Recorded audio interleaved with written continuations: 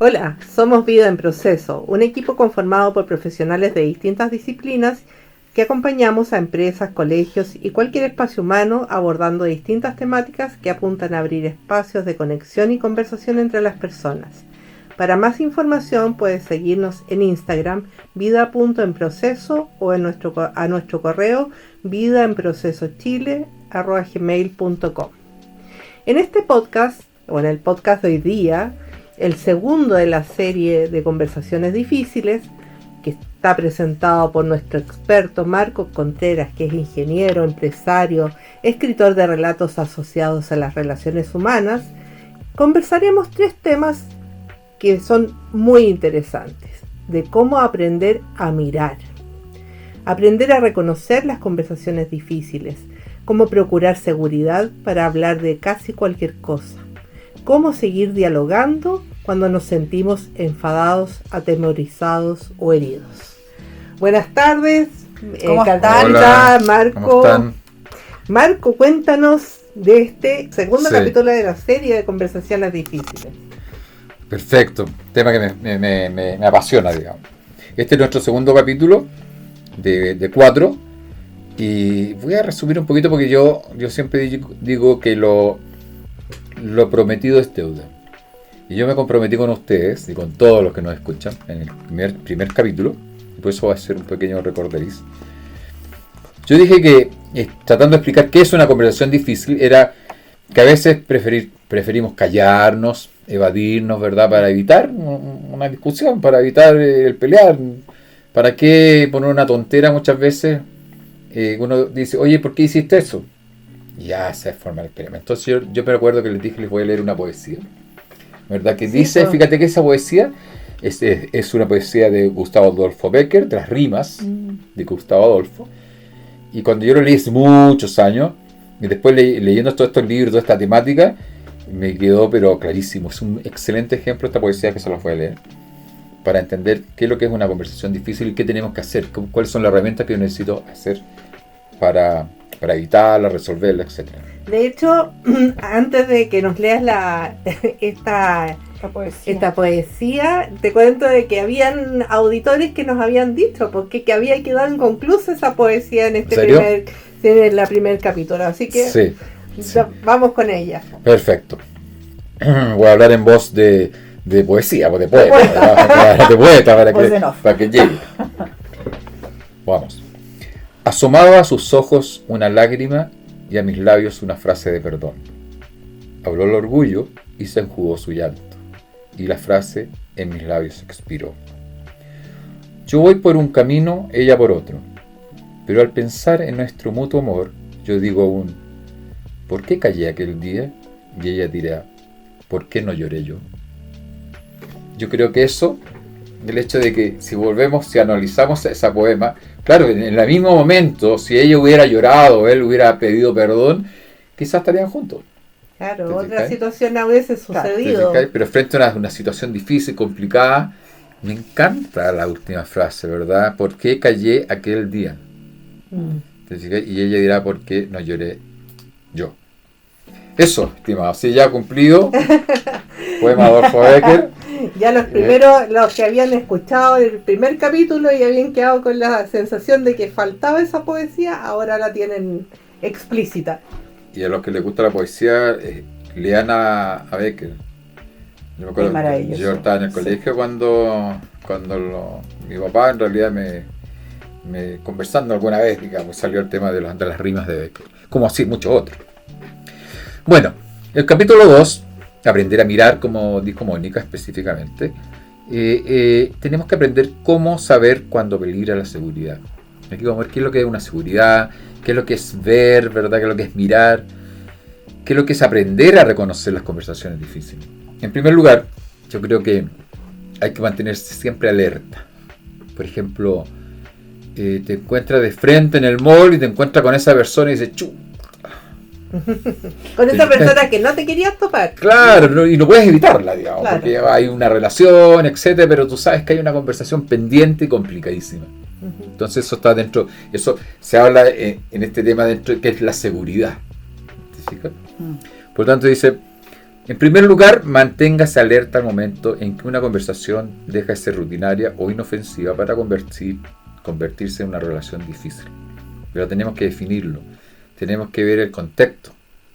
Si no, hay ciertas cosas que vamos a ver hoy día que nunca un tema va a ser difícil, nunca. Si te das cuenta, o sea, porque son cosas personales.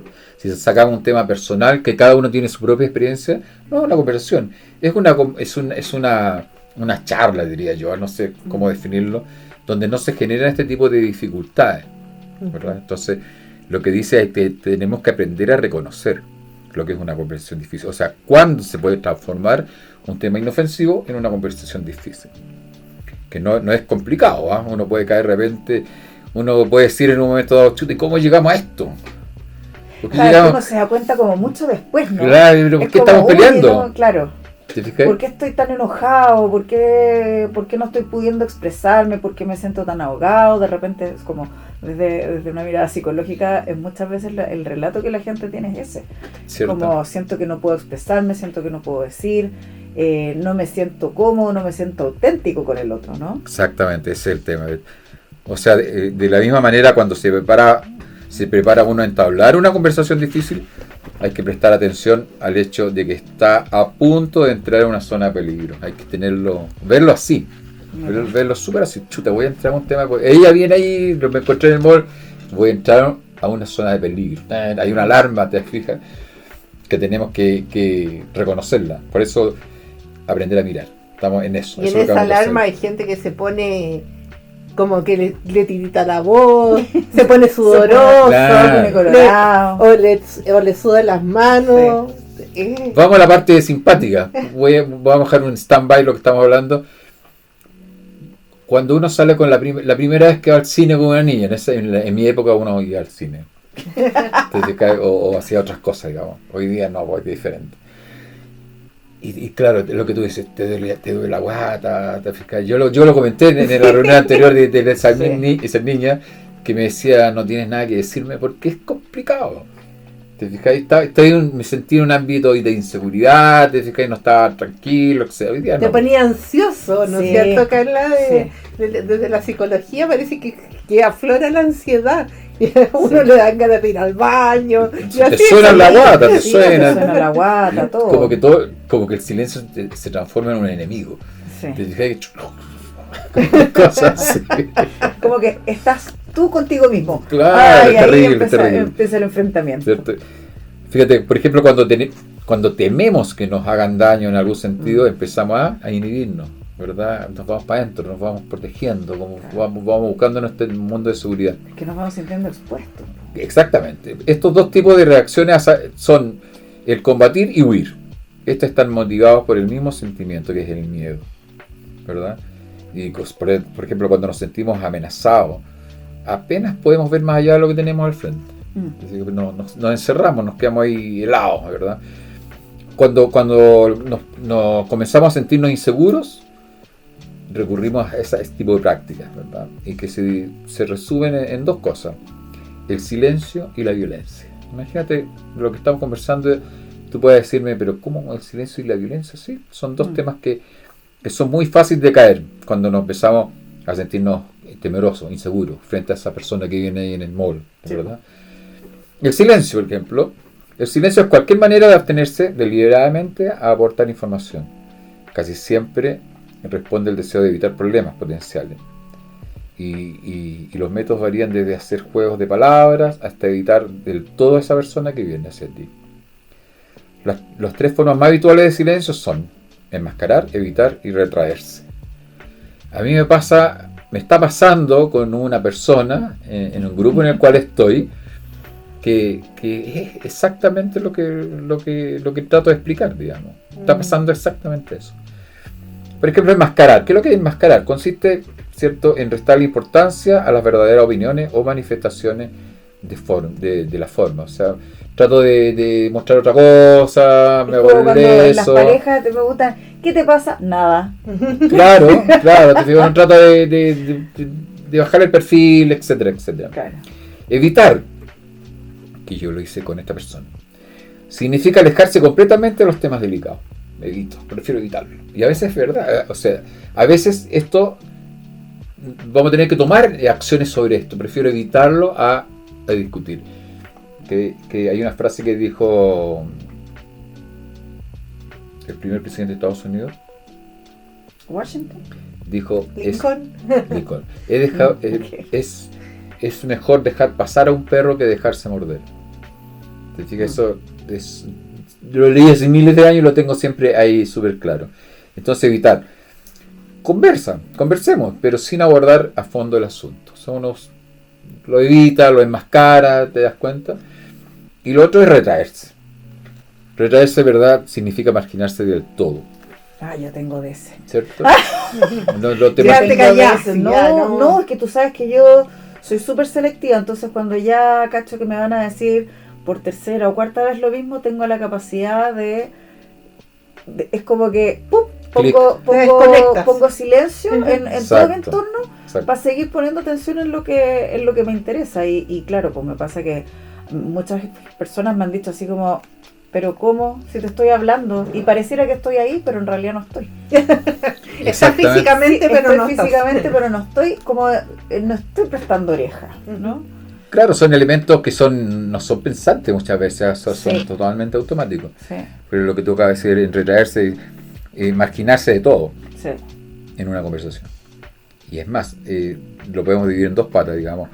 O abandonamos la conversación o simplemente nos vamos del lugar. Nos paramos y nos vamos.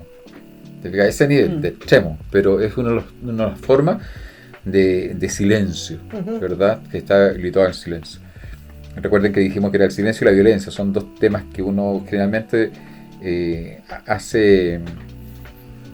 va a tomar eso como la herramienta de defensa para evitar esa conversación difícil.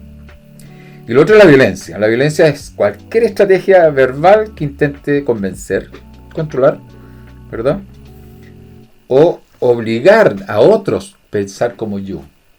¿Te fijas? Entonces cuando entramos en una situación así, yo tomo eso, es uno de esos tres puntos. Yo voy a tomar control. Y la persona que yo les comentaba que me pasa eso, es una persona que tiene que controlar, tiene que gritar, levantar la voz, yo sé lo que digo, soy mejor que todo, etcétera, etcétera. Es una forma también de no evitar, sino que no nos confundamos. Si yo me enfrento a eso, yo me voy a evitar, a abstraerme, ¿verdad?, de esa conversación, porque estoy enfrentando a esa persona que está en esa posición. Él está en una posición violenta, ¿verdad?, que quizás bajos argumentos o no tiene argumentos, ¿verdad? Entonces toma actitudes de este tipo, ¿verdad? O cree que su verdad es la verdad. Definitivamente.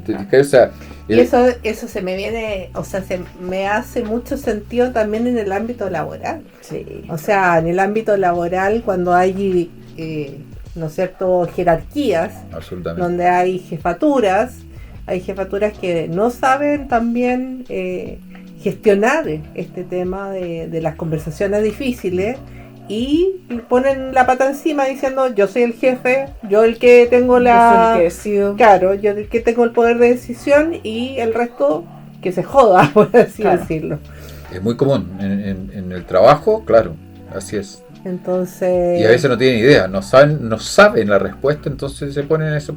¿Cómo es la frase vulgar? Ponen el pie encima, digamos, claro, así para exacto. Que ya yo soy yo y chao y punto. O porque lo digo yo. Es porque lo digo yo, exactamente. Entonces esas cosas son cuando uno reconoce a esas personas, puede actuar esto. Tú te retraes, ¿verdad? Yo me retraigo, sí. Yo lo evito, simplemente yo no voy a gastar tiempo ni mi energía para discutir con una persona que yo sé que no va a llegar a ninguna parte. Salvo que tú creas que él puedes llegar, porque él también es abierto, ¿verdad? También ha escuchado nuestros podcasts. Entonces, tú sabes que después llegar y ahora vamos a ver qué es lo que es, lo primero que tenemos que definir. Por ejemplo, nosotros somos tres para hablar un tema, tenemos que definir algunas cositas para evitar las conversaciones, ¿verdad?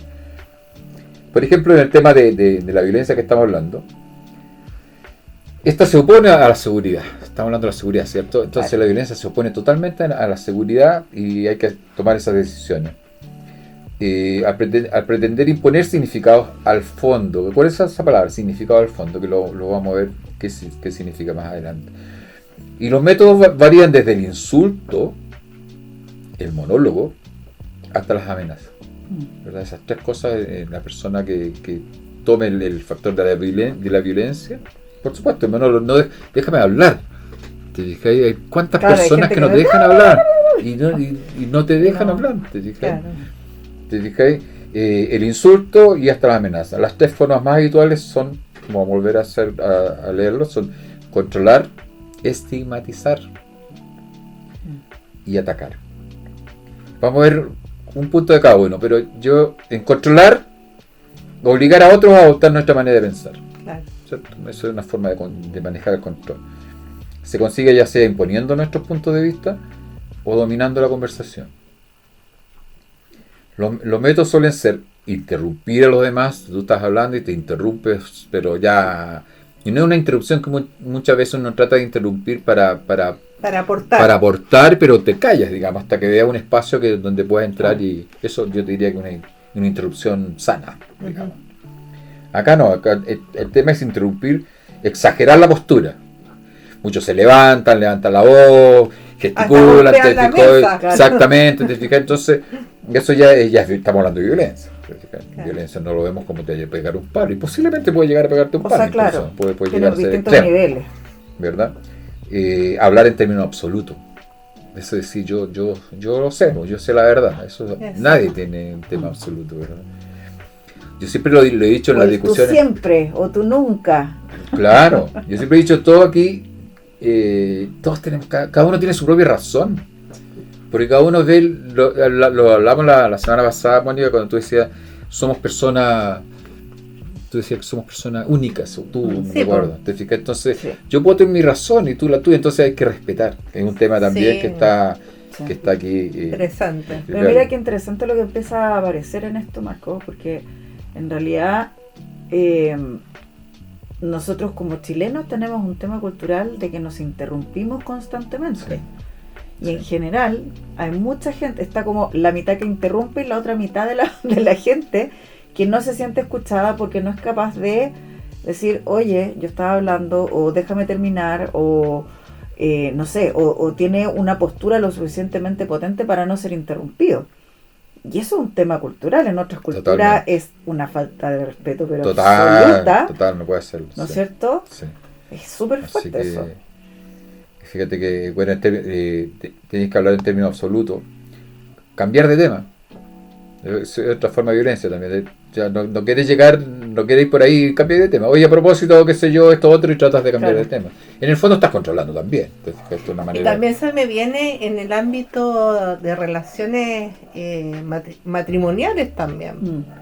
Muchas veces también pasa eso. También existe esa violencia que no es una violencia de que te pego un combo, sino que no te pesco nomás. Claro, también es violencia. Por eso te habla cuando uno presenta esto como el silencio y la violencia. Pero ¿cómo la violencia? No, pero es que hay muchas formas de violencia. Claro. Hay distintos grados. Claro. Hemos escuchado, hemos visto, hemos leído, ¿verdad?, que la violencia intrafamiliar muchas veces no es por golpe, ¿verdad? Es una violencia psicológica, te fijas, es una violencia del silencio. Y el de no te pesco también es una violencia. Y cuando hay niños, por ejemplo, o frente a los niños. Papá, ya, chao, no me pesques. Es una violencia. Algo que está fuera de foco, está fuera, que no está dentro de lo que es una relación. O sea, que inseguriza, po. Totalmente. Te inseguriza, te hace sentirte inseguro respecto al vínculo que tienes con esa otra persona. Perfecto. Estábamos hablando en tema absoluto, ¿verdad? O recurrir a preguntas dirigidas para controlar la conversación, que es lo mismo del control. Y aquí caemos un tema que quiero darle un ejemplo: la estigmatización, que es el segundo punto. El primer punto, ¿verdad?, dijimos que era el controlar, la estigmatización, y el tercero, el ataque habla por sí solo.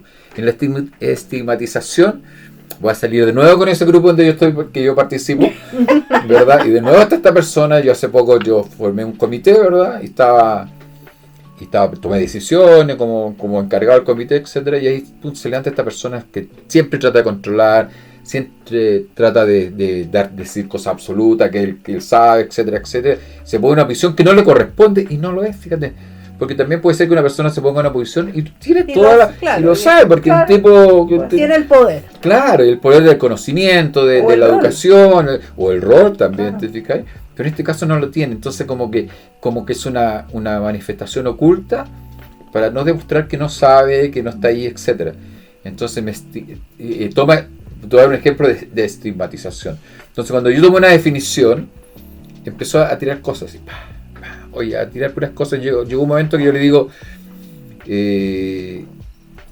voy a decir viejo, para no poner un nombre. Viejo, te agradeceré no insistir, el tema ya está resuelto, ya está definido, está zanjado. ¿Y cuál es la estigma? ¿Cómo toma él? Que eres chistoso. ¿Te fijas? Entonces me estigma diciendo, que eres chistoso. Te pone un cartel así. Claro, te fijas. Entonces al poner un cartel, como decir, chuta, como no tuvo las razones, porque ya no pudo argumentar. No lo tenía. ¿Te fijas? Claro. Entonces me pone la careta de que eres chistoso, ¿verdad? Y es colgarte una etiqueta a las personas o a las ideas para después desecharlas con un estereotipo o categoría general. Hoy que me resonó lo que decía Marco, porque también me pasó muchas veces en el ámbito laboral eso, para no escucharte, para no tomar en cuenta lo que tú estás diciendo. Claro, te ponen como una etiqueta. Una etiqueta. Ay, qué chistoso. Sí. Y también me ponían la misma etiqueta. Ay, qué chistoso. Y era como en el fondo, quédate callado, cambia tu opinión. Claro, o sea, trata de estigmatizar. ¿Qué tomé yo? Porque estoy hablando de un ejemplo real. Podría haber tomado cualquiera de todas estas cosas que hemos estado conversando, pero ¿qué es lo que tomé yo? Evitar. Simplemente tomé esa acción de evitar, no pescar, no escuché lo que dijiste, ¿verdad? Voy a seguir con la reunión. Hay cosas mucho más productivas que entablar o que él me estaba llevando a ese plano de él, ¿verdad?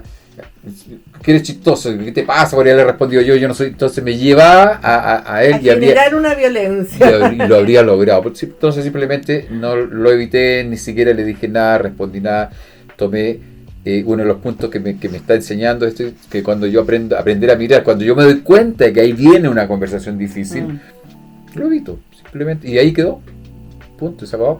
Yo seguí con el rol que estaba, ¿verdad? Y se cumplió mi rol, ¿verdad? Se hizo fantástico, pero el resto de la reunión, y de 2 reuniones más adelante, no evitaste esa persona. Completamente, ¿te fijas? Entonces, y el otro tema que dijimos, que íbamos a controlar, estigmatizar o el ataque, ¿verdad? Que es el más hoy día está súper común, ¿eh? Sí, pero fíjate que renunciamos a vencer en una discusión para infligir daños a la otra persona. ¿Te fijas? O sea, yo voy a renunciar a ganar, simplemente voy a atacar. ¿Te fijas? Voy a renunciar a lograr llevar a cabo mi razón sin intención de imponerla, simplemente yo te ataco, digamos, te voy a atacar, no con la temática que estamos conversando, sino que por poner el pie sobre lo que hablamos delante. Entonces ese es el tercer tema.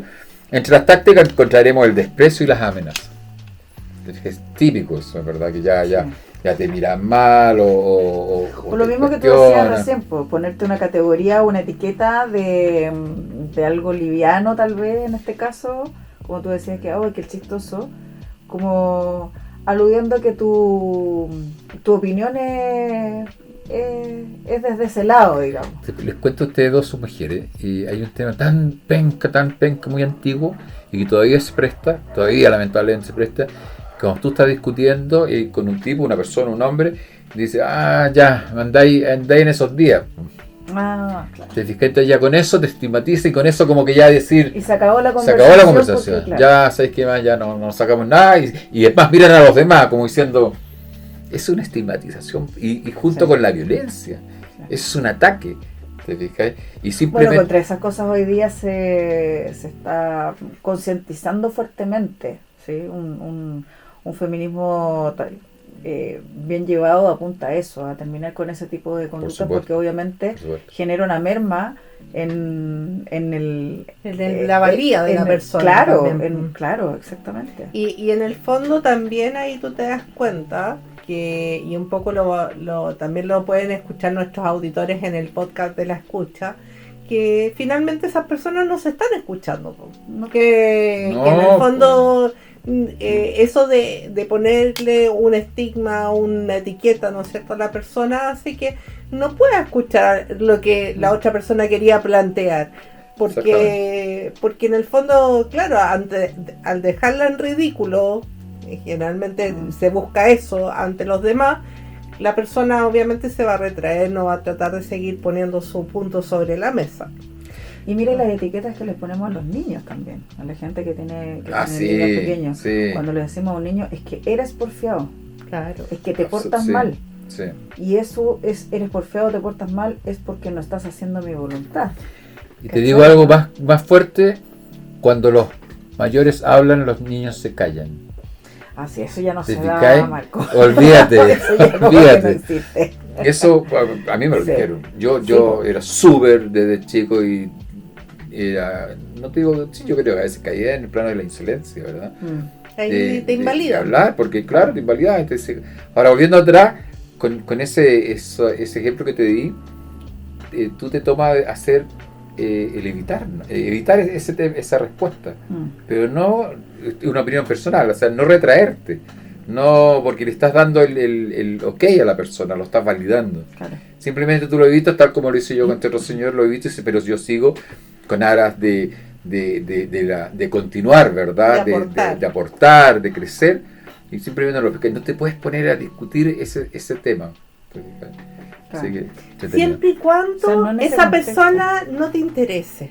Pues yo realmente creo que tú haces el esfuerzo cuando la otra persona sí te interesa de verdad. Ponte tú que se haya generado una situación en particular y tú, claro, tomes una cosa de evitar a esa persona en ese momento. Pero si esa persona te interesa de verdad en el corazón, vas a tratar de buscar, de hacer esa conversación con esa persona. Sí. También. Pero ¿sabes qué? Es que ese es el tema. Yo siento que sabemos tan poco acerca de lo que es conversar realmente. Sí, pues. ¿No es cierto? Sí. Nos faltan muchas habilidades. Estamos en una sociedad en donde nos educaron a las generaciones más antiguas, nos educaron diciéndonos: el adulto está hablando, usted se calla, porque es niño, porque es chico, porque usted no sabe. Sí. Entonces usted le tiene que obedecer ciegamente al adulto porque él es el que sabe, ¿no es cierto? Entonces, si estamos en una sociedad en donde uno se tiene que callar absolutamente y seguir las directrices de otro, en donde tener una conversación difícil nos tendemos a evitarla justamente para no pelear, porque nosotros decimos: no, si yo ya no digo esta cosa, no, yo ya no hablo con esta persona porque siempre termino peleando. Sí. Es en algún punto en donde dejamos de estar conectados realmente, ¿no es cierto? De dejar, o sea, yo no sé si dejamos de comunicarnos, yo no tengo mis dudas si es que en algún punto nos comunicamos realmente. Sin duda. Nos conectamos. Sí. Pero si pensamos holísticamente, Carlita, que todos estamos comunicados o nos conectamos por algo, digamos, deberíamos tratar de hacer ese esfuerzo de poder entender también qué es lo que está pasando con el otro o en qué contexto esa otra persona está diciendo lo que está diciendo. Fíjate que ahí entramos a otro tema que está sobre la conversación, que es la comunicación. ¿Te fijas? Cuando una comunicación se interrumpe, ¿verdad? O tenemos esa frase, tenemos la comunicación interrumpida. ¿Te fijas? Es porque bajo eso, la comunicación, que es lo principal, hay una conversación. Porque podemos dejar de conversar, pero la comunicación sigue abierta, tratando de entender lo que tú dices, que si la persona me interesa, exacto, ¿verdad? Yo voy a tratar, no voy a evadirlo, voy a tratar de conversarlo. ¿Te fijas? O sea, para mantener esa conversación. Una pareja, por ejemplo, no por el hecho de que tú vas a discutir, o yo, si yo soy tu pareja, te digo: pero tú no tenías idea. Voy a tratar de ¿cómo se llama eso? De desvalorizarte, claro. ¿te fijas? Pero la comunicación está y va a seguir estando. Claro. Uno de los grandes problemas del siglo XX es que la mayoría de los fracasos son por falta de comunicación. Sí, pues. Más que la conversación. Podemos conversar horas y sin llegar a nada. Vamos a conversar, digamos, para pasar el rato, con un trago, vamos a cambiar de temas, ¿te fijas? No vamos a ir de vacaciones. Hay un montón de cosas, pero estamos comunicándonos. Lo importante es cuando se quebró esa comunicación, cuando ya no hay nada que decir, o que yo te digo: ¿qué más puedo ¿Qué más puedo decir? Mira, se me viene a la cabeza, no sé si han escuchado hablar de los 4 acuerdos toltecas, que uno de los acuerdos es justamente no te tomes nada a lo personal. O sea, hay un libro incluso respecto a eso. ¿Y por qué me fijo en este punto? Porque cuando yo soy capaz de no tomarme las cosas personalmente, voy a entender que el otro me está hablando, pero me está hablando de su mundo, de lo que el otro entiende, de lo que el otro ve. El que el otro me encuentre simpática, pesada, tonta, o lo que sea, o que ando en mis días o no ando en mis días, eso habla del otro, no necesariamente habla de mí. ¿Sí? Y entonces, si yo además, como parte de una relación de comunicación, me hago cargo de lo que me corresponde, yo puedo decidir aprender en vez de sentirme atacado permanentemente. ¿Sí? Eso yo creo que también es algo siento que es algo de lo que se habla poco, pero creo que es algo súper relevante a la hora de comunicarnos y de relacionarnos con las otras personas. Como uno significa lo que el otro dice. Exactamente. Finalmente. Claro. Es como, no sé, recién antes de empezar hablábamos de los haters en redes sociales. Oye, son palabras. Claro. Son opiniones personales. Son opiniones personales. Sí. Y uno los lee como que, oye, esta persona me está gritando. ¿Te has dado cuenta que uno cuando lee le pone un valor? Me está gritando, o me está insultando, o es súper agresiva esta persona, siendo que no hay otra persona, hay solo un texto. Claro. ¿Sí? Fíjate que en este tema, que ya terminamos el primer tema, ahora voy a partir con el segundo tema, habla justamente de lo que tú estás diciendo. Es verdad, cuando hablamos de procurar seguridad. Tratar de mantener esa seguridad, ¿te fijas? Entonces, creo que dice, tome distancia y procure seguridad, reanude el diálogo. O sea, cuando tú te enfrentas a eso, a lo que tú estás hablando, toma distancia, ¿verdad? Toma un poco de distancia, sigue escuchando, etcétera. Busca tu seguridad y recién retomas el diálogo, ¿verdad? Sí. Entonces, ¿para qué va a ir? Si tú te das cuenta que estás saliendo de esa zona de seguridad, está entrando en una zona complicada, toma distancia, digamos. Sí. Un poquitito. No te digo cuando las conversaciones se ponen muy claro, calientes, por así decirlo, de tonos muy altos, pero preferible es separarse. Pero cuando también tú quieres seguir, como tú acabas de decir delante, la primera, me puedo parar, dejo la conversación y dejo el lugar. Pero si tú, como decías delante, me interesa seguir, porque esa persona me interesa, o ese grupo me interesa, o ese taller me interesa, ahí vendría ese tema, ¿verdad? Dar un paso, digamos, escuchar, relajarte, ¿verdad? Y después retomar el diálogo. Ahora, ¿por qué llegamos a esos temas? ¿Por qué? Mira, lo que estaban hablando en Éntrica es justamente lo que voy a tratar de explicar ahora. O sea, si realmente deseas tener una conversación sana, ¿verdad? Acerca de un tema que podría consolidar o acabar con una relación. Fíjate de lo que estamos hablando, ¿verdad? Es posible que durante un rato tengas que hacer caso omiso del problema contingente. ¿Te fijas? O sea, primero ver si realmente, o sea, al partir con una conversación no tenía idea cómo va a terminar. No tenía idea si lo va a resolver o va a quedar la crema. Entonces, eso es lo que indica este tema, ¿verdad? ¿Cuáles son esas condiciones de peligro? Y aquí vienen las frases simpáticas. El objetivo común. Es súper importante, ¿no? Una conversación ya más ampliada, ¿verdad? De más de una persona, definir qué es lo que es un objetivo común, ¿verdad? O definir el objetivo común. ¿Ya? ¿Ok? ¿Y qué es lo que es? Aquí vamos a volver un poquito más atrás. Dice, las conversaciones difíciles a menudo acaban mal. No debido al contenido de la conversación, fíjate, sino porque otros, y aquí viene lo que tú dijiste, Carla, otros creen que el contenido hiriente y mordaz significa que tú tienes una intención maliciosa. Lo que tú decías, ¿te acordás que decía eso? Me va a parar, etcétera, etcétera. ¿Verdad? Esta persona me quiere hacer daño. Te quiere hacer daño. Claro. ¿Cómo puedo yo sentir seguro cuando creen? ¿Cómo yo me puedo sentir seguro cuando creo que tú, ¿verdad? Tienes una intención maliciosa? Claro. O sea, ¿cómo puedo yo entrar a ese nivel de seguridad si independiente de lo que tú me estás diciendo, yo ya estoy ¿cómo se dice? Estoy preseteado. Claro, a que tú me estás tratando de herida, me vas a embarrar, algo me va a quitar, etcétera, etcétera. ¿Te fijas? Entonces, ¿cómo se pueden sentir seguros cuando creen que piensas hacer daño? Y entonces, muy pronto, todo lo que tú digas, todas las palabras que tú pronuncies, ¿verdad?, van a ser sospechosas. Entonces yo ya me empiezo a maquinar, ¿te fijas?, a escucharte y decir, en algún momento me la va a tirar, digamos. Me va a tratar de embarrar. Y eso está mal. Entonces, ¿qué es lo que tenemos que hacer ahí? ¿Cuál es el primer tema para no perder la seguridad? Definir el tema común. ¿Te fijas? Definir un objetivo común.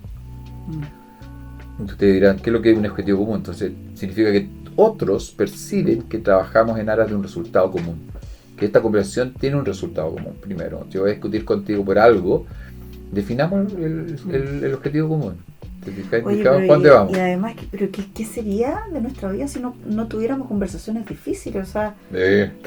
mientras más cercanas a las personas, mientras más los queremos, yo tengo la sensación de que las conversaciones se tornan más difíciles. Exactamente. ¿No? Porque si yo no tengo nada contigo, nos encontramos, conversamos y nos morimos la risa, independiente que pensemos diferente, un montón de cosas. Mientras más nos acercamos, como toca decir, estamos más sensibles a caer en ese tema, ¿te fijas? Claro. Entonces, ¿por qué? Porque aquí estamos compartiendo.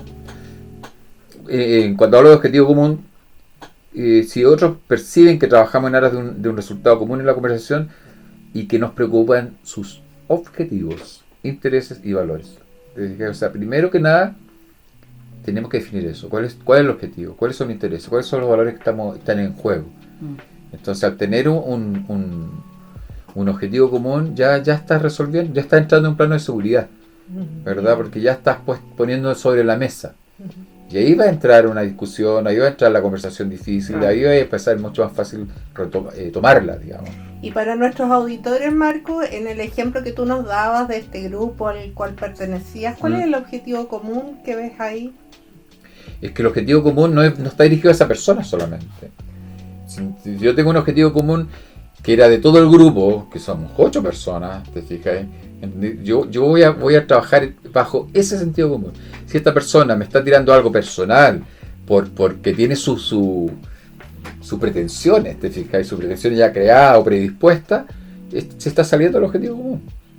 Entonces el objetivo común es lograr algo para el grupo, ¿no es cierto? Claro, en el caso de una pareja, ¿cuál es el objetivo común? Mantenernos bien, nosotros, la familia, los hijos, etcétera. Ese es nuestro objetivo común. Claro. ¿Cuáles son los valores, los intereses, verdad? ¿A dónde queremos llegar? Y no entrar y al tener un objetivo común ya no vas a entrar en manifestaciones o en descalificaciones personales, ¿te fijáis? Ahora, si no logramos un objetivo común, entonces, hay que darle un doble clic a quienes somos, cómo estamos. Claro. Queremos estar juntos. Si queremos estar o no. Claro. Si queremos estar tú escuchás y de repente dices, en una pareja, las reconciliaciones son exquisitas. ¿Te fijáis? Porque tú cuando empezaste a discutir, primero que nada, no validaste ese objetivo común. No llegas a ver, espérate, ¿a dónde vamos? ¿Qué es lo que estamos haciendo? ¿Te fijáis? No nos salgamos de este objetivo, de nosotros mismos. Lo que hablaba el otro día de que somos 3 de la trilogía, ¿te acuerdas? que yo te decía, estás tú, estoy yo, estamos nosotros. Sí, claro. ¿Te fijáis? O sea, si yo puedo hacer un dibujo con 2 círculos y donde los junto, esos 3, hay una cosita que va a quedar achurada, que es un compendio de los 3. Ese es el core de nuestra relación. Ahí está todo. Lo que yo pongo, lo que tú pones, lo que nosotros ponemos. Y hay un resto que es individual. Cuando en alguna ocasión yo hablé que la vida privada, la vida pública, ¿verdad? Y la vida íntima. O secreta, si quieres ponerle de otra forma. Pero eso me gustaría poder en un taller lo dibujar en una pantalla, ¿verdad? Porque es súper simple. Yo lo tengo clarísimo. Cuando yo lo digo, pero ¿cómo es posible debe ser eso? Nosotros tenemos tú, yo. A esto me refiero. Este es el tercero. Y nosotros somos esto. Este es nuestro objetivo común. El punto de intersección. Claro, para el punto de intersección. Claro, para los auditores que no están viendo el dibujo, el punto de intersección. Claro, por ejemplo, aquí si tú vienes aquí por el nosotros, te fijas y ahí está. Claro. Ese es nuestro core. Sí. Ese es nuestro punto de esencia. Claro, y eso es lo que tenemos que valorar, cuáles son los objetivos de ese core, los intereses y los valores. Y ahí están nuestros niños, nuestros hijos, nuestros sueños. Lo que queremos construir, lo que esperamos de la vida, no sé. O sea, por eso también es importante cuando nos conocemos a alguien, que ese otro tema que tendremos que ver alguna vez, no podemos tomar decisiones así. Me gustó la mina, qué sé yo. No. Para llegar a algo sólido, donde podemos, si nuestra idea es formar una familia, un hogar, ¿verdad? Tenemos que tener esa herramienta, tenemos que tener esos temas en común ya totalmente definidos. Buenísimo. Y en el ámbito laboral también, pues son los resultados que queremos tener. Ahí está el objetivo común. Ahora, ¿qué pasa cuando ese objetivo está en peligro? Cuando ese objetivo está en peligro, ¿verdad? Acabamos en una discusión. Porque ya alguien no está de acuerdo con eso. Uno de los dos, de los tres, o lo que sea, si es un grupo, si es una empresa, etcétera, si es un ambiente laboral, por ejemplo, que tiene en un ambiente laboral, ahí sí que hay un objetivo común, súper claro. ¿Te fijas? Está la misión, la visión, para dónde vamos, ¿te fijas? Los resultados que queremos lograr. Exacto, entonces hay un objetivo clarísimo. Entonces cuando te pones a discutir cosas, cuando llego, porque yo lo digo, no, pues viejo, no. Si aquí está claro, está escrito. ¿Te fijas? Entonces es mejor un ejemplo laboral que lo que estamos viendo en relaciones humanas. Claro. Además que las relaciones humanas son complicadas. Para tener éxito en las conversaciones difíciles deben importarnos verdaderamente los intereses de los demás, no solo los nuestros. Es súper importante eso, ¿verdad? Y esa persona que va a tratar de discutir por sí, porque yo soy yo, porque yo me creo mejor, ¿verdad? No está viendo tus intereses, solamente está viendo el de él, ¿verdad? Y para hablar una conversación, para tener éxito en una conversación difícil, es decir, tenemos que pensar en los intereses de los demás también, ¿verdad? No solamente... O sea, ahí ya implica negociar, transar... El transar, ¿no? Claro, pues sí. Por ejemplo, aquí viene el tercer punto de la seguridad, el respeto mutuo. Qué importante el respeto, ¿te fijas? O sea, decir, ¿somos capaces de seguir dialogando cuando no hay respeto? ¿Vale la pena seguir? ¿Te fijas? Si bien es verdad que no hay un motivo para entablar una conversación difícil, si no existe un objetivo común, eso es lo que podríamos decir, no va a haber, no hay un motivo, ¿verdad? También es verdad que no podemos seguir dialogando si no observamos un respeto mutuo. No podemos, ¿te das cuenta? El respeto mutuo es la condición para la continuación del diálogo. O sea, ¿qué puedo hacer yo? Ahí no corre eso que tú te paras y te vas, simplemente si no hay respeto ya... Y definamos el respeto, porque muchas veces estamos tan acostumbrados en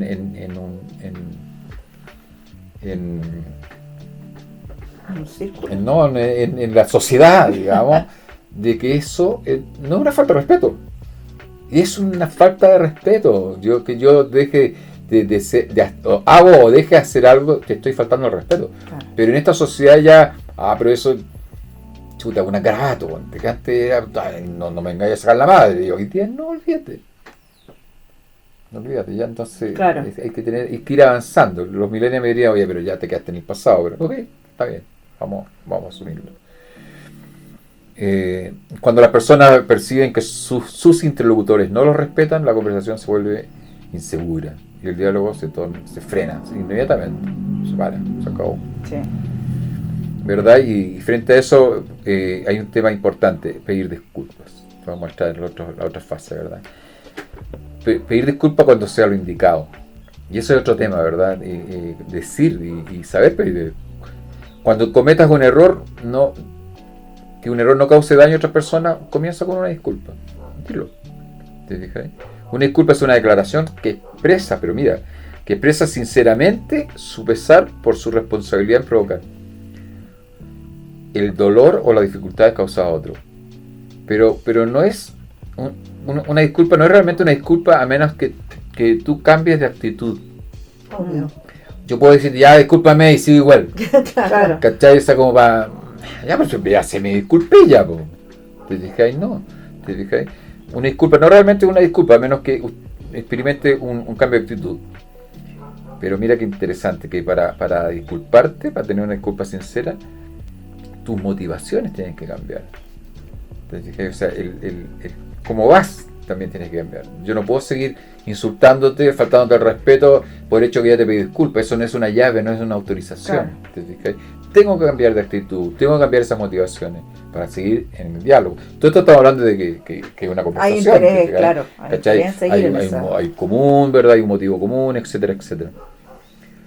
En fin, vamos a entrar al tema del constatar, ¿verdad? Y en definitiva, contratar no es pedir disculpas, ¿verdad? Tenemos que entender que contratar no es pedir disculpas. No es una manera de decirnos de algo que hemos hecho y que ha herido. No es una forma de decir, ya te trato mal, te herí, ¿verdad? Te insulté y pido disculpas. Eso no es la idea de la disculpa. O sea, no es el objetivo, ¿no? ¿Te fijas? Es una manera de asegurar que lo que hemos dicho no causará más daño de lo que dije. Oye, no sé si les ha pasado, pero esas disculpas bien cuchufletas que hay, que gente que dice, chuta, ¿sabéis qué? Nos equivocamos, terminamos peleando y empieza a hacer una descripción de los hechos, pero no hay una disculpa. Claro. No está discúlpame. Claro, no está esta transformación que dice Marco que tiene que tener de las motivaciones. O ese sí, sí, por supuesto, soy humano, me equivoco. Claro. Como ese tipo de frases. Claro. Ese tipo en general, es como más rabia. O sea, ¿sabes qué? Si esa es tu disculpa, vuelve más rato. Eso no es una disculpa. Eso no es una disculpa. Claro, pero cuando las personas no... Esa es una justificación de mi actuar, digamos. Pero es no como empezar a contar de que, bueno, lo que pasa es que yo cuando me enojo me sulfuro, no sé qué. Eso no es una disculpa. O tengo tantos problemas que me enrabio más rápido. Claro. Fíjate que cuando tú no te explicas bien o las personas no te entienden bien, tú comienzas a rebatir los malentendidos. O sea, cuando ya tú dices es que no me entienden, etcétera. Claro. Cuando empiezas a rebatir eso, stop, detente. No entres en esa conversación. Claro, o sea, no. Si yo trato de explicar porque me entendiste mal, etcétera. No, lo que pasa es que yo quise explicarte. O como te decía, somos humanos, no, mejor detenerse en ese punto. No, claro, que oscurece, como decían. Sí. Por ahí. Y adicionalmente hay otros peores, como lo que pasa es que tú... Claro, es que tú, es que tú me provocaste, es que tú hiciste, en vez de decir que tuve la culpa fui yo. Que viene el contraste, lo que estamos tratando de explicar, ¿verdad? Entonces cuando utiliza, en ese caso, utiliza el contraste, ¿verdad? Explica cuáles son cuáles son tus intenciones reales, en vez de llegar a malentendido. Explica, fue un paso atrás y explica cuáles son las intenciones hasta que hayas restablecido la seguridad. Hasta cuando después ya pasó, entonces ya estamos. Y después se reanuda el diálogo. Oye, pero hay gente que le cuesta mucho el tema de las disculpas o el perdón, ¿eh? O sea, yo he conocido personas que es un temazo porque es como una incapacidad de tolerar que se equivoca y que es posible equivocarse, si todos nos equivocamos. El tema es que es como asumimos esa responsabilidad del error que cometimos, ¿no? Y ahí va a entrar en juego otro tema que tú hablaste la semana pasada de las emociones. También van a empezar a jugar esos temas, la emoción misma, ¿verdad? Entonces creo que en primer lugar que tenemos que comprometernos era definir un objetivo común. Eso es clarísimos, como para anotarlos, objetivos en común, ¿verdad? Sí, pues, ¿qué es lo que nos mantiene Sí, juntos, digamos? Exactamente. ¿Por qué estamos juntos? Cuando no tienes un objetivo, cuando tú puedes pasar tiempo y llegado un momento bajo una discusión te das cuenta que no tenías un objetivo común. Y por último, una pareja que en algún minuto alguno de los dos dice, realmente yo ya no quiero estar en esta relación. ¿Estamos bien o no? ¿Seguimos? ¿No? ¿Para qué estamos? Cuando se rompen todas esas cosas, todos esos motivos que ahora son unos malentendidos, en un momento lo que olvidamos la otra vez. Chuta, ¿por qué si tú te enamoraste de mí por lo que yo soy? Ahora me estás cuestionando, me estás criticando eso. Claro. Entonces, ¿hay un objetivo? Esas cosas es importante. Pero qué bonito es poder conversarlo después de que ha pasado algún tiempo también. Tener esa conversación y no darlo por sentado, que como ya llevamos 30 años de casado, tenemos que tener otros 30 años más en cualquier situación, y de repente el poder replantearse en realidad qué es lo que nos une o qué es lo que nos convoca, o este objetivo común que tú decías, es muy bonito también, porque es lo que nos mantiene juntos realmente. Bueno, y ahí entra, que bueno lo que traes, Moni, porque es como cuando damos por sentado al otro, cuando uno escucha así como, uno llega a la casa y hay cierto aire, y uno dice, hoy día ya sé lo que me va a decir. Sí, ya sé lo que va a pasar. Y uno está en una conversación escuchando al otro, o escuchando entre comillas, y uno dice, no, si ya me va a decir que o sea, y es ahí donde nos empezamos a perder.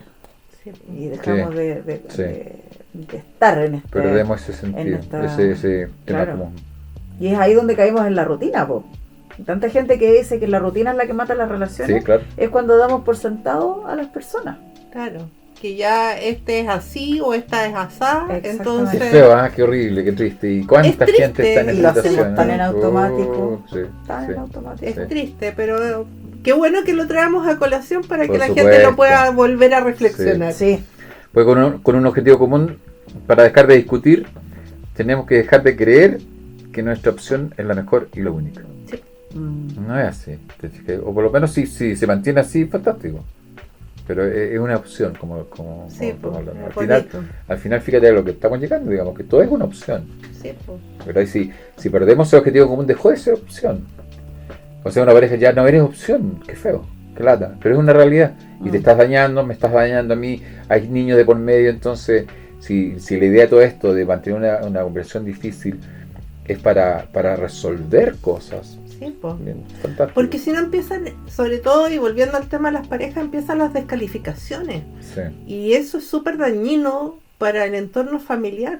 Pues la descalificación no solamente es dañino para la pareja, sino que también para los que están escuchando, que generalmente son hijos. Entonces, cuando entramos en esas descalificaciones también es una... Las oficinas, ¿te has dado cuenta que siempre como que caemos en el pelambre, en que la otra que oye, quizás qué hizo para llegar donde está, no sé cuánto pagó, o con quién se involucró, o no, que es amigo de no sé quién, entonces al final ese juicio que hacemos, esa toxicidad que existe. Justamente. Sí, pues ahí es donde hay que levantar esa campanita, ¿no es cierto?, de ojo, hay que mirar, hay que detenernos y observar y volver a lo mejor a hacer, oye, nos está pasando esto.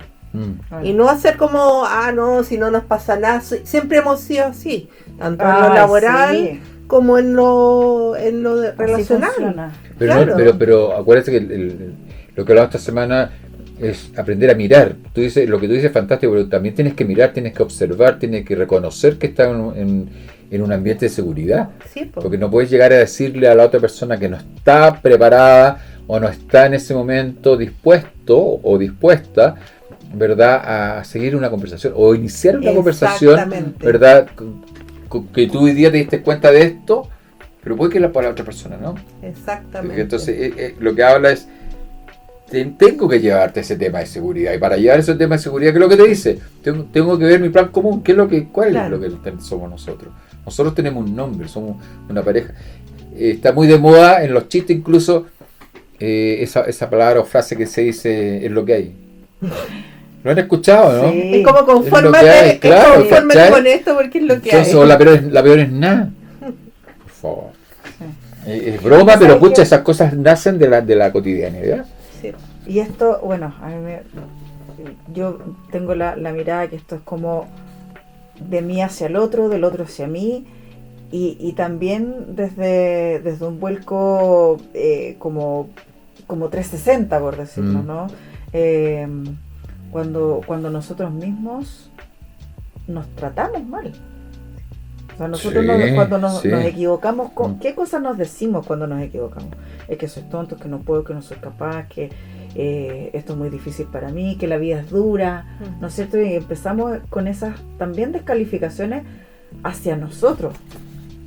Claro. ¿Sí? Entonces, desde ahí para afuera nos empezamos a relacionar y nos empezamos a relacionar en ese mismo nivel.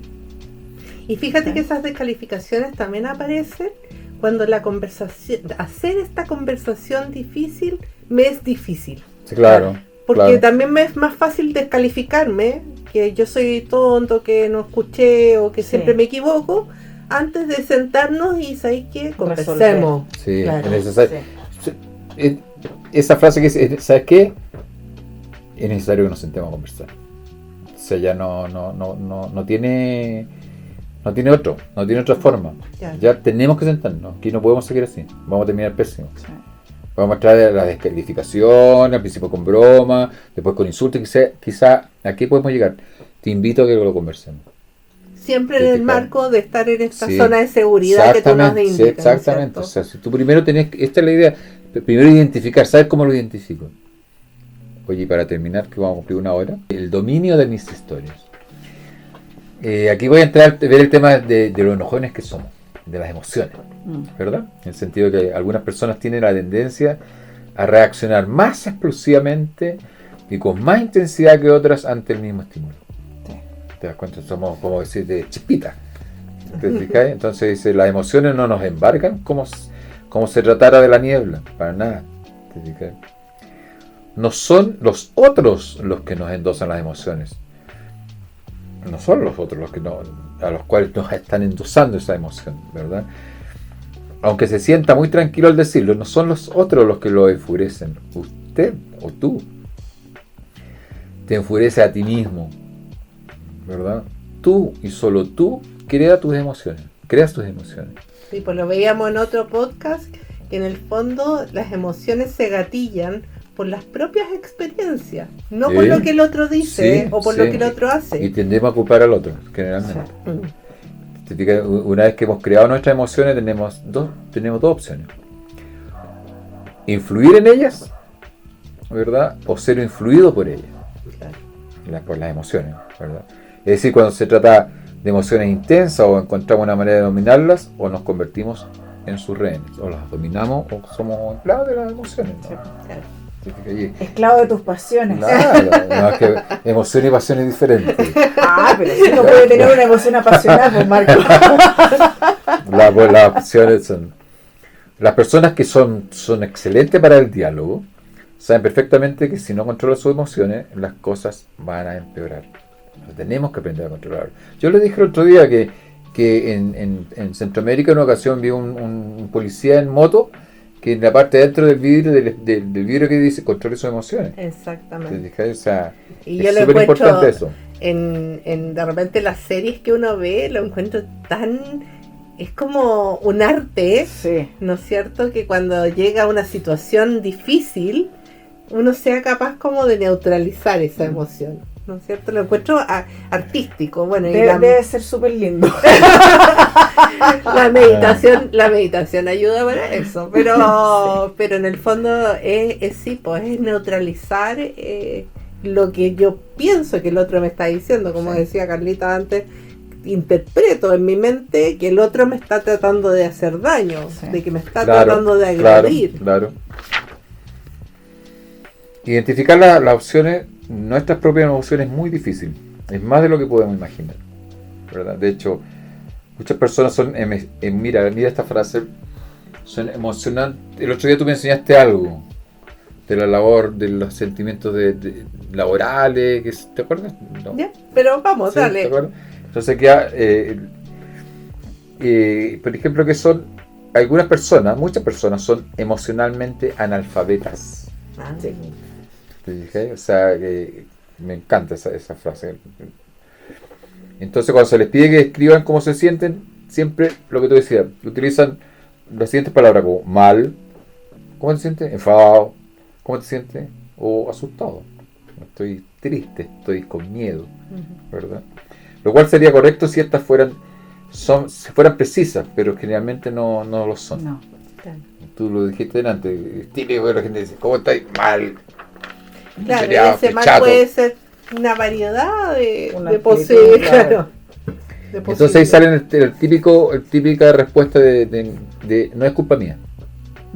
Esa es la típica, no, ¿verdad? El problema es siempre el mismo, dices tú. La otra persona es mala y está equivocada. Nosotros somos buenos y tenemos razón. Quizás yo decía delante del ejemplo que di, no hay caso. Yo no puedo decir que la otra persona soy yo el equivocado, sino que es la otra persona. ¿Te fijas? Entonces todo viene, eso es la historia de las víctimas, ¿verdad? Que todo está malo, que la culpa no es mía, que el otro está equivocado, etc. Pero también está la historia de los villanos.